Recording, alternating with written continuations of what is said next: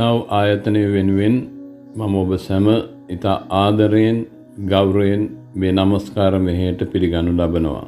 මෙම දේව මෙහෙය විවිධ නිකායන් වලට අයත් විවිධ ප්‍රදේශවලින් සහ විදේශ රටවලින් ලබාගත් වීඩියෝ පට එකතුවක්. මේ නිසා අප දේව රාජ්‍යයේ සිටින සැමෝම එකට එක් වී ස්වාමීන් වහන්සේට නමස්කාර කරන මොහොතක් ඇති වෙනවා. විශේෂයෙන්ම දේව මෙහෙයන්ට සහභාගී වන්නට බැරි මේ කාලෙදී ඔබගේ නමස්කාර කටයුතු කර ගැනීම සඳහා අපි හුදෙක් මේ දේව මෙහෙය සකස් කර ඇති බව කරුණාවෙන් සලකන්න. අපිට පුරුදු නිකායන් වල ශෛලියෙන් පිටත ගිහිල්ලා වෙනත් නිකායන් වල නමස්කාර ශෛලියන්ද මේ වැඩසටහනට එක් වී ඇති නිසා මෙය ඔබට සමහර විට ටිකක් නුහුරු වන්නට පුළුවන්. ඒත් අපි ස්වර්ගයට ගොස් එහි සිටින අපගේ ස්වාමීන් වහන්සේට සියල්ලෝම විවිධ රටවලින් විවිධ භාෂාවලින් විවිධ ශෛලයන්ගෙන් නමස්කාර කරන පිළිවෙලක් මේ දේව මෙහෙය තුලින් ඔබ දකී කියා මා විශ්වාස කරනවා. ඉතින් කරුණාකර මෙය ඔබගේ හිතවතුන්ට දේව මෙහෙයකට සහභාගී වීමට නොහැකිව සිටින අයට යවා ඔවුන්ටත් මේ ආශිර්වාදයක් වෙන්නට සලස්වන්න. ඔබටත් මේ වැඩසටහනේ කොටස්කාරයෙක් වන්නට කැමති නම් කරුණාකර අපව හා සමග සම්බන්ධ වන්න. අපි එක්ව ස්වාමීන් වහන්සේව නමස්කාර කරමු. යාඥා කරමු. ස්තුති වේවා, ප්‍රශංසා වේවා, මහිමේ වේවා. ආදරණීය දේවයාණනි, තවත් දවසක ඔබ වහන්සේගේ දේව මෙහෙයට අපට සහභාගී වීමට දුන්නා වූ අවස්ථාව නිසා අපි ඔබ වහන්සේට ස්තුති කරමු. ස්වාමිනී, මෙම දේව මෙහෙයට ඔබ වහන්සේ ආශිර්වාද කරමෙනු. පටන් ගැනීමේ සිට අවසානයේ දක්වා මෙම දේව මෙහෙය තුලින් අපට ඔබ වහන්සේගේ ස්පර්ශය අත්දකින්නට උදව් කළ මැනව. ආදරණීය පියාණනි, ඔබ වහන්සේගේ වචනය බෙදා ගන්නට යන සහෝදරයාට ආශිර්වාද කරමු. එම වචන අපගේ ජීවිතවල ඵල දරන්නට ඔබ වහන්සේගේ මඟ පෙන්වීම අපට ලබා දුන මැනව. එමෙන්ම මෙම දේව මෙහෙය නරඹන සියලු දෙනාම ඔබ වහන්සේගේ දෑතට බාර කරන්නේ නාසරීය ජේසුස් වහන්සේගේ උතුම් වූ නාමයෙනි. ආමෙන්.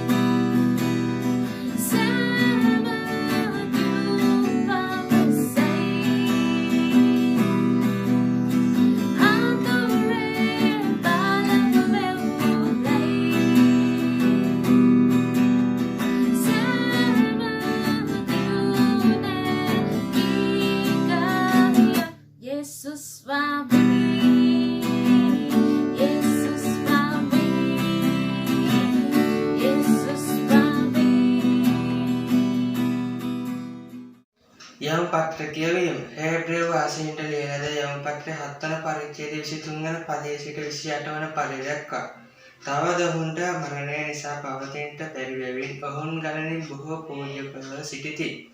නමුත් උන්වහන්සේ සදාකාලයට පවතින හේතු උන්වහන්සේ පූජකකම පහ වෙන්නේ නැත. එබැවින් උන්වහන්සේ කරුණ කොටගෙන දෙවියන් වහන්සේ වෙතට ළඟා වෙන්න උදෙසා මදහත්කම් පිණිස උන්වහන්සේ නිරතුරුවම ජීවත් වන හේයින් ඔවුන් ලෙවර දක්වා ගලවන්නට උන්වහන්සේ පුළුවන්. එබඳු වූ සුද්ධ වූ නිවැරදි වූ නොකිලුට වූ පෞකාරයන්ගේ මෙන් වූ ස්වර්ගව වඩා උසස් වී සිටින්නා උත්තම පූජකයෙක් අපට යෝග වූයේය. ඒ උත්තම පූජකයන් මෙම පළමු කොට උත්තම පව් උදෙසා පව් සෙනගගේ පව් උදෙසා දවස් පතා පූජාවන් ඔප්පු කරන්නට උන්වහන්සේට උවමනාවක් නැත. මක්නිසාද උන්වහන්සේ තමන් පූජා කිරීමෙන් එකවරක්ම එක කළසේක. මක්නිසාද ව්‍යස්ථාව දුර්වලකම් ඇත්තා වූ මනුෂ්‍යයන් උත්තම පූජකයන් කොට පත් කරන්නේය. නමුත් ව්‍යවස්ථාව පසු පැමිණුණා වූ දිව්‍ය වචනයේ තෙක් සදාකාලම සම්පූර්ණව සිටින පුත්‍රයාණන් පත් කරන්නේය. දේවාක්‍යසේය. රමතියා මට හඬ ගැසුවා ඔබේ සෙනෙහසින් මා ගවතා දහසක් අතරින් මා ඔබේ වූවා සමිඳුනේ ඔබේ දකුණකින් මා ඉසුරුවා ඔබේ පියාපතින් මට සෙවණක් වූවා ජේසුනේ ඔබ මා ළඟයි කියා මට දැනුණා ගැලවීමේ ප්‍රීතිය එක්කලා විදහසේ සුවය මට දැනුණා ආදරය සෙනෙහස මා ලැබුවා ඔබගෙන් සමිදේ ගැලවීමේ ප්‍රීතිය එක්කලා විදහසේ සුවය මට දැනුණා ආදරය සෙනෙහස මා ලැබුවා ඔබගෙන් සමිදේ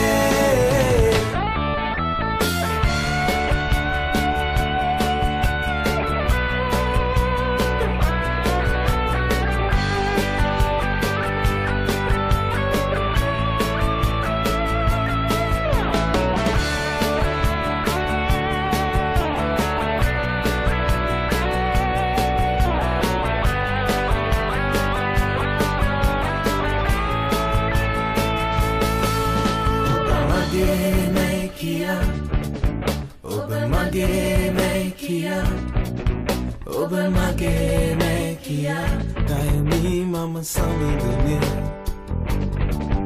ඔබ මගේ මේකියා ඔබ මගේ මේකියා ඔබ මගේ මේකියා කයමි මම සමිඳුනේ ගැලවීමේ ප්‍රීතිය එක්කලා නිදහසේ සුවය මට දැනුණා ආදරය සෙනෙහස මා ලැබුවා ඔබගෙන් සමිදේ ගැලවීමේ ප්‍රීතිය එක්කලා නිදහසේ සුවය මට දැනුණා ආදරය සෙනෙහස මා ලැබුවා ඔබගෙන් සමිදේ ශුද්ධව සුභාරංචියේ ශුද්ධවරුන් මාර්තතුමා අනුව ලියන ලද සුභාරංචියේ 10 වන පරිච්ඡේදයේ 46 වෙන පදයේ පටන් ප්‍රකාශ කරන සුභ හසනට සවන් දෙන්න. ඔහු යෙරිකෝවට පැමිණියෝය.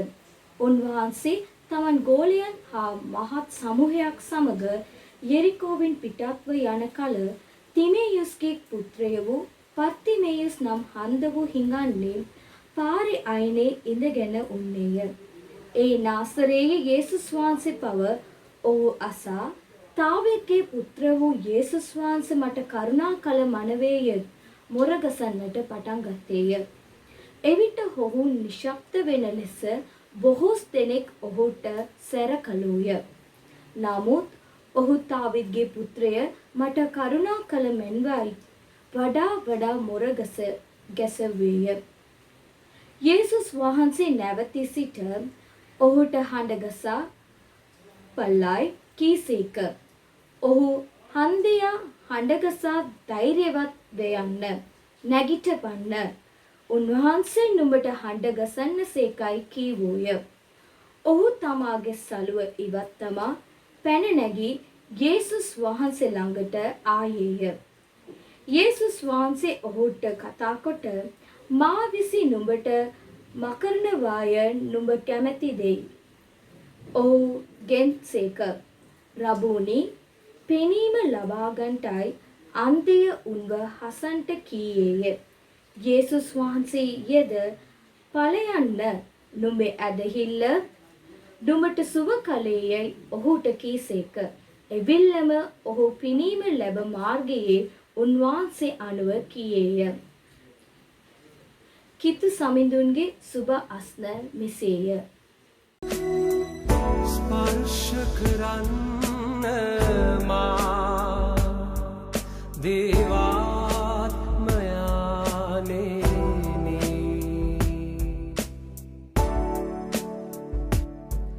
ආලේප කරන්න මා සුවිශුද්ධාත්මයානෙනි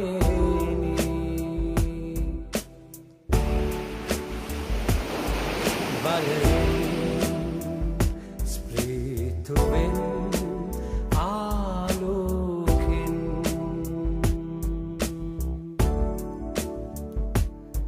බලයෙන් ස්ප්‍රීතුවෙන් ආලෝකෙන්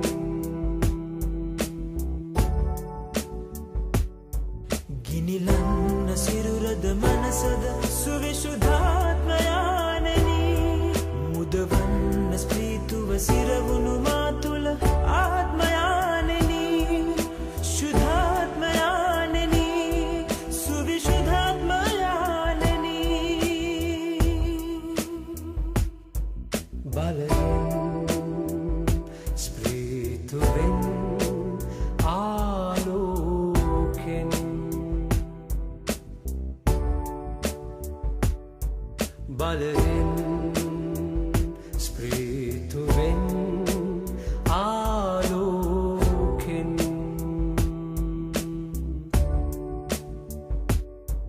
ගිනිලන්න සිරුරද මනසද සුවිශුද්ධාත්මයානෙනි මුදවන්න ස්ප්‍රීතුව සිරවුණු මා තුළ ආත්මයානෙනි ශුද්ධාත්මයානෙනි සුවිශුද්ධාත්මයානෙනි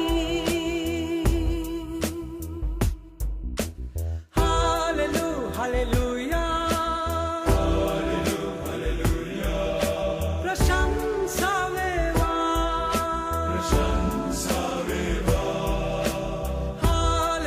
Hallelujah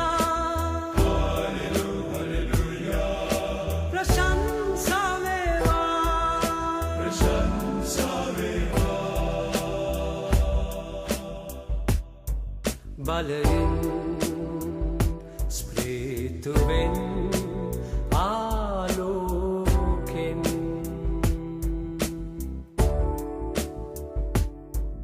බලයෙන් ස්ප්‍රීතුවෙන් ආලෝකෙන්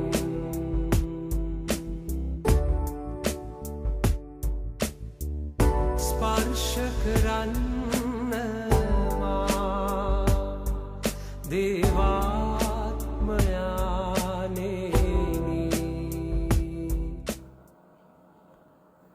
යේසුස් ක්‍රිස්තුස් වහන්සේගේ අනගේ නාමයෙන් මම ඔබ හැමෝටම සුබ පතනවා. පහුගිය සති දෙකේම අපි බැලුවේ යේසුස් වහන්සේ අපේ උත්තම පූජකයා වන බව. ඒකම අපේ යාඥා ජීවිතයත් උත්තම පූජකයා කියන තනතුරත් අපේම ජීවිතවලට දාලා වෙන්නේ කොහොමද කියලායි බැලුවේ. ඒ වගේම අපි ඉගෙන ගත්ත යේසුස් වහන්සේ හුඟක් උනන්දුවෙන් යාඥා කරපු ආකාරය ගැන. උන්වහන්සේ යාඥා කෙරුවේ හුඟක්ම උනන්දුවෙන් වගේම ආශාවෙන් ඒ වගේම කඳුලින් යුක්තව. ඉතින් ඒකම අපි බැලුවේ අපේ යාඥාව ගැනත් උන්වහන්සේගේ යාඥාව ගැනත් අතරේ තියෙන වෙනස. අපි යාඥා කරන්න ඕනේ දෙවියන් වහන්සේට ගෞරවය ලැබෙන විදිහට වුණත් හුඟක් වෙලාවට අපේ යාඥාවන් කෙරෙන්නේ අපි වටේට ඉන්න මිනිස්සුන්ට ඇහෙන්න ඕන විදිහට. හොඳයි. අපි අද සලකලා බලන්න යන්නේ මුකුත්ම පේන්නේ නැති අන්ධ මිනිහෙක් දෙවියන් වහන්සේට කැමර දීලා Tamanගේ අවශ්‍යතාවයක් ඉටු කරගත්ත විදිහ. ඉතින් ඒ වුණාට අහල පහල මිනිස්සුන් නම් ඒ මිනිහේ කැමර දීම ලෝකු හිසරදයක් වුණා. ඒ විතරක් නෙවෙයි. ඒ ගොල්ලෝ ඒ හින්දා අපහසුතාවයටත්පත් වුණා. අන්න ඒ හින්දායි මේ අන්ධ මිනිහයා වටේට හිටපු මිනිස්සු ඒ මිනිහට සැර කෙරුවේ කෑ ගහන්න එපා කියලා. හැබැයි ඒ වුණාට අන්ධ මිනිහයා නම් මේ කෑ ගහිම නොනවත්වා හයියෙන් මෙන්න මෙහෙම කිව්වා. නාසරිය යේසුස් වහන්සේ, දාවිද්ගේ පුත්‍ර වූ යේසුස් වහන්සේ කියලා. වටේ හිටපු අනෙක් මිනිස්සු කොච්චර මේ අන්ධ මිනිහයාට සැර කෙරුවත් ඔහු අවට හිටපු මිනිහයන් කියපු දේවල් ගානකටවත් ගත්තේ නැහැ. දැන් මේ අන්ධ මිනිහයාගේ කෑ ගැහිම වුණා යේසුස් වහන්සේට. යේසුස් වහන්සේ කිව්වේ මිනිහයාව තමන් වහන්සේ ළඟට ගේන්න කියලා. අපි මේ කතාව ශුද්ධ බයිබලයේ මාක් සුභාරංචිපතේ 10 වෙනි පරිච්ඡේදයේ 46 වෙනි පදේ ඉඳන් 52 වෙනි පදවල ලියලා තියෙන හැටි දකිනවා. අපි මේ සිද්ධිය 46 වෙනි පදේ කියවන්නේ මෙන්න මෙහෙම. යේසුස් වහන්සේ තමන් වහන්සේගේ ගෝලයන් හා මහත් සමූහයක් සමග යෙරිකෝවෙන් පිටත් යන කල බාර්තිමෙවුස් නම් අන්ධ හිඟන්නෙක් පාරයිනේ උන්නේ කියලා. ඊළඟට 47 වෙනි පදේ තියෙන්නේ මෙහෙමනේ. ඒ නාසරිය යේසුස් වහන්සේ බව ඔහු අසා දාවිද්ගේ පුත්‍ර වූ යේසුස් වහන්සේ මට කරුණා කළ මැනවයි මොරගසන්ට පටන් ගත්තේ කියලා. දැන් අපි මෙතනදී දකින්නේ තනන් වහන්සේ යේසුස් වහන්සේ බව මේ අන්ධ මනුෂ්‍ය දැනගත්ත ගමන්ම හයියෙන් කෑ ගහපු හැටි. මේ මනුෂ්‍යයා හීන් සැරේ කෙඳිරි ගාගෙන කාටවත් ඇහෙන්නේ නැති විදිහට නෙවෙයි එතෙන්දී හැසිරුනේ. මේ අන්ධ මනුෂ්‍යයා වුන් වහන්සේට කෑමර දුන්නේ යේසුස් වහන්සේගේ අවධානය Taman වෙතට ගන්නට. ඉතින් ඔහු ඉල්ලුවේ දාවිද්ගේ පුත්‍ර වූ යේසුස් වහන්සේ මට කරුණා කරන්න කියලා. බලන්න මේ මනුෂ්‍යයා අන්ධ කෙනෙක්. ඒ නිසා තමුන්ගේ ඇස් වලින් යේසුස් වහන්සේව දකින්න පුළුවන් කමක් ඔහුට තිබෙත් නැහැ. ඒ වුණත් යේසුස් වහන්සේ ඇවිත් ඉන්නවා කියන බව ඔහුට දැනගන්න ලැබුණා. ඉතින් ඒ නිසා මේ මනුෂ්‍යයා Tamanට කරුණා කරන්න කියලා හරි හයියෙන් කෑ ගහලා වුන් වහන්සේගෙන් ඉල්ලුවා. බලන්නකෝ මේ මනුෂ්‍යයාට තිබෙන පුදුම විශ්වාසයක් වෙන කාටවත්ම දෙන්න බැරි දෙයක් යේසුස් වහන්සේට දෙන්න පුළුවන් කියන ඒ විශ්වාසය ඔහුට තිබුණා. ඒ හින්දායි ඒ අන්ධ මිනිහා සෙනඟ කොච්චර හිටියත් කෑ ගහලා යේසුස් වහන්සේගෙන් ඉල්ලීමක් කෙරුවේ. දැන් ඔහු එහෙම කරේ ඔවුන් වහන්සේ කෙරෙහි Tamanට තිබුණු ඇදහිල්ල හින්දා. ඉතින් අපි 48 වෙනි පදයේ දකින්න අහල පහල මිනිස්සු ඔහුට නිශ්ශබ්ද වෙන්න කියලා තරවටු කරපු බව. ඒ කොච්චර තරවටු කිරීම කෙරුවත් මේ අන්ධ මනුෂ්‍යයා පොඩ්ඩක්වත් යේසුස් වහන්සේට කන ලව් කරන එක නවත්තලා දැම්මේ නැහැ. ඉතින් මේ වෙනුවට ශුද්ධ වචනේ කියන්නේ වඩා හයියෙන් ඔහු කෑමර දෙමින් කිව්වේ දාවිද්ගේ පුත්‍රය මට කරුණා කරන්න කියලයි. දැන් මේ වගේම 49 වෙනි පදයේ දකින්නෙත් අපි ඉස්සෙල්ලා කිව්වා වගේ ඔවුන් වහන්සේ ඔහුට ඇහුම්කන් දීලා ළඟ හිටපු කෙනෙකුට කියනවා ඔහුව Taman වහන්සේ වෙතට එක්කගෙන එන්න කියලා. දැන් මේ මිනිහා අන්ධ මනුෂ්‍යයා ළඟට ගිහින් තියෙන්නේ ධෛර්යවත් වෙන්න. නැගිටින්න. අන්න ඔවුන් වහන්සේ වාට අඬ ගහනවා කියලයි.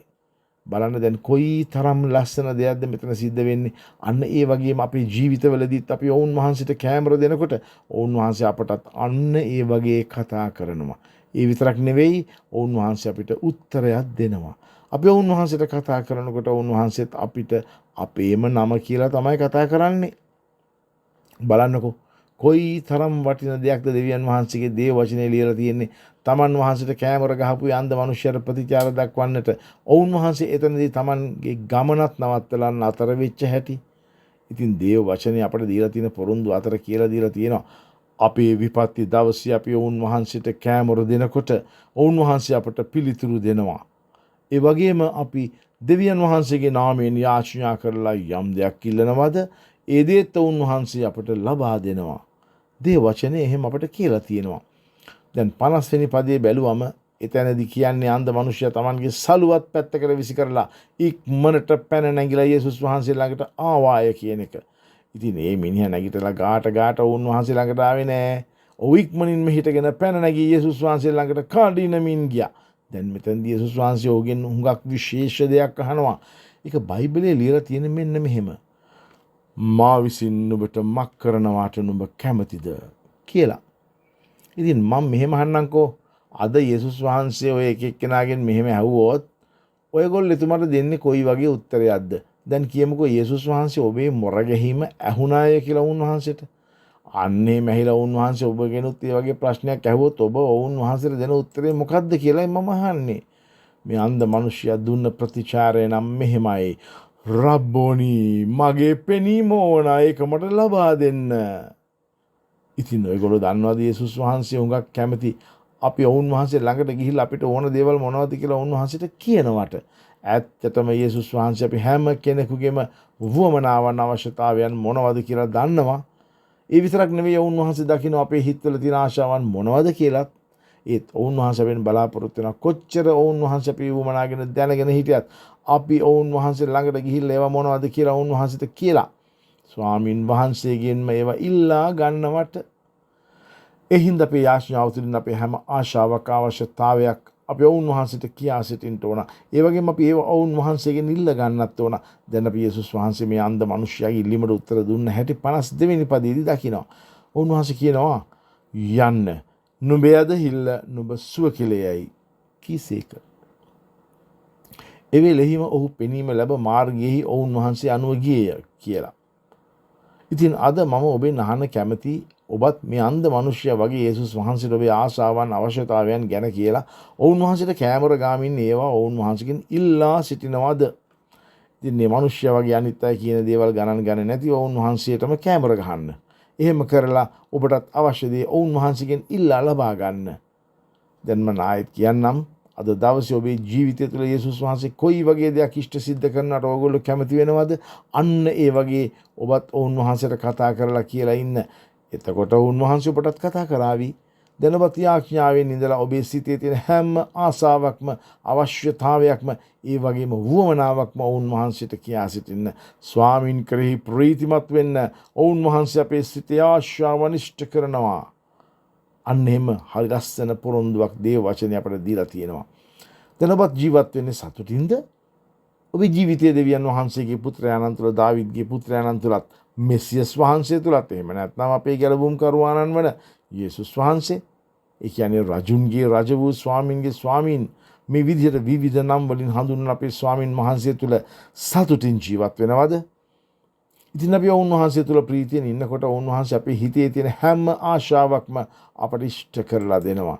ඒ වගේම අපි ඉස්සෙල්ලා කතා කරා වගේම ඔවුන් වහන්සේට මොරක් ගසලා යාඥා කරනකොට ඔවුන් වහන්සේගෙන් ඉල්ලනකොට අපේ හැම ආශාවක්ම ඔවුන් වහන්සේ අපට ඉෂ්ට කරලා දෙනවා. බලන්න මේ අන්ධ මිනිසයාගේ ජීවිතයට ඕනමුනේ පෙනීම ලබා ගන්නට යේසුස් වහන්සේ ඔහුට ඉල්ලපු දේ ලබා දුන්නා. අද යේසුස් වහන්සේ ඕගොල්ලන්ගේ ඇහුවොත් ඔවුන් වහන්සේ කුමක් කරනවට කැමතිද කියලා ඔයගොල්ලෝ ඔවුන් වහන්සේට මොකද්ද කියන්නේ? මෙතනදී යේසුස් වහන්සේ අන්ධ මිනිසයාට පෙනීම ලැබලා දුන්නා වගේම අපි හැමෝගෙම ඇස් අද දවසේ අරින්න කැමතියි. අපි දකින්න ඕන ඔවුන් වහන්සේ කවුරුද? ඔවුන් වහන්සේ කොච්චර බලවන්තයිද? ඒ වගේම ඔවුන් වහන්සේට අපේ ජීවිතවලට කොච්චර ලොකු දේවල් දෙන්නට පුරුවන්ද කියලා.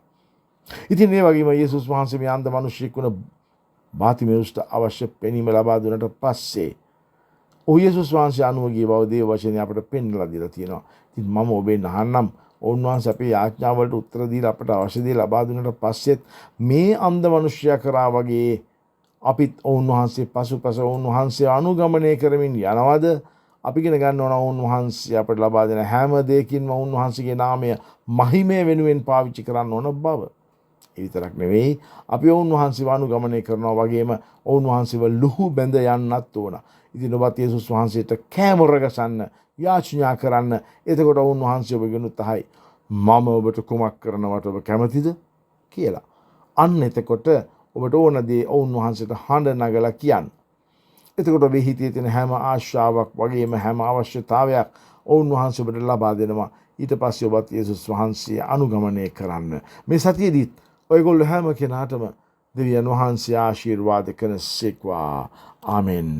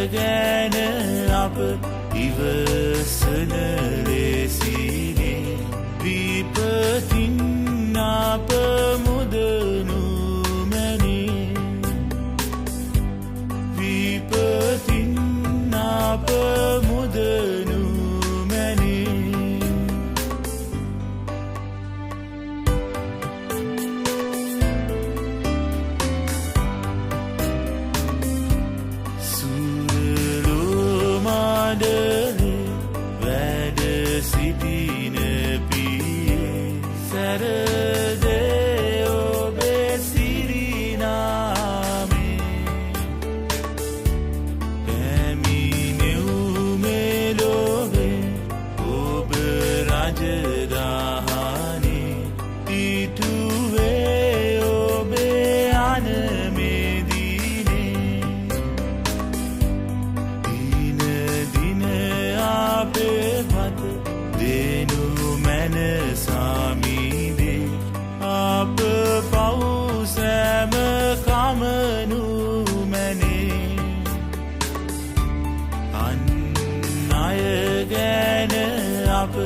ඉවසන ලෙසිනේ විපතින් අප මුදනු මැනේ විපතින් අප මුදනු මැනේ. හොඳයි, අද දවසේ අපි තාමත්ම අනර්ග වචනයක් අපි ඇස්වා මේ දේවදාසය තුලින්. මම කැමතියි මේ දේවමය අවසන් කරලා යාඥා කරන්නට. සර්ව බලධාරී දෙවියන් වහන්සේ ඔබ වහන්සේගේ වචන නිසා ඔබ වහන්සේට ස්තුති කරනවා. ඔබ වහන්සේගේ වචනෙන් අපිට කතා කරපු නිසා ස්තුති. ස්වාමී ඔබ වහන්සේ අපි එකිනෙකනම කැඳවලා තිබෙනවා. ඔබ වහන්සේගේ ප්‍රධාන උත්තම පූජකයන් හැටියට ස්වාමී. එදා යේසුස් වහන්සේ ඒ කළා වූ ඒ කාර්යය අද මේ ලෝකේ මේ පොළවේ අපිට අපි විසින් ඔබ වහන්සේ කරන පිණිස අපිව තෝරගෙන තිබෙනවා. දැන් ඔබ වහන්සේගේ වචනය ඇසුවා සියලු දේව දරුවන් ඔබ වහන්සේ ආශිර්වාද කළ මැනව. මේ දේවමය සම්පූර්ණයෙන් ඔබ වහන්සේට මම බාර කරනවා. දැන් අපගේ පිය වූ දෙවියන් වහන්සේගේ කරුණාවත් ස්වාමී වූ යේසුස් වහන්සේගේ ප්‍රේමයත් ශුද්ධාත්මයන් වහන්සේගේ මඟ පෙන්වීමත් ආරක්ෂාවත් අප සියලු දෙනා සමගත් මේ වචනය ඇසුවා සියලු දෙනා සමග වේවායි කියලා මම යාඥා කරනවා.